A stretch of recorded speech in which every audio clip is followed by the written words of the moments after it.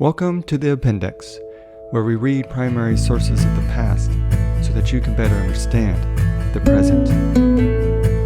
Today's primary source, Massachusetts School Law of 1642. This is the earliest known law on education in the American Colonies.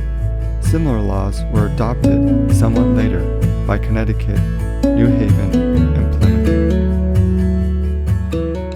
This court taking into consideration the great neglect of many parents and masters in training up their children in learning and labor and other implements which may be profitable to the commonwealth, do hereupon order and decree that in every town ye chosen men appointed for managing the prudential affairs of the same shall henceforth stand charged with the care of the redress of this evil,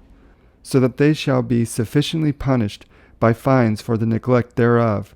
upon presentment of the grand jury, or other information or complaint in any court within this jurisdiction. And for this end they, or the greater number of them, shall have power to take account from time to time of all parents and masters, and of their children, concerning their calling and employment of their children, especially their ability to read and understand the principles of religion and the capital laws of this country, and to impose fines upon such as shall refuse to render such account to them when they shall be required. And they shall have power, with consent of any court or the magistrate, to put forth apprentices, the children of such as they shall find not to be able and fit to employ, and bring them up.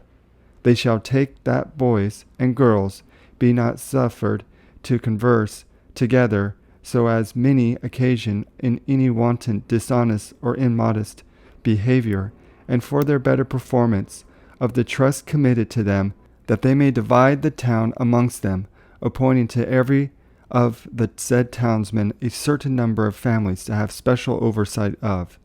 They are also to provide that a sufficient quantity of materials, as hemp, flax, etc., may be raised in their several towns, and tools and implements provided for working out the same, and for their assistance in this so needful and beneficial employment. If they meet with any difficulties or opposition which they cannot well master by their own power, they may have recourse of some of the matrons, who shall take such course for their help and encouragement, as the occasion shall require, in accordance to justice, and the said townsmen at the next court in those limits, after the end of their year, shall give a brief account in their writing of their proceedings herein, provided that they have been so required by some court or magistrate a month at least before, and this order to continue for a few years, and till the court shall take further order. Thank you for joining us for today's primary source on the Appendix. We will see you in the stacks.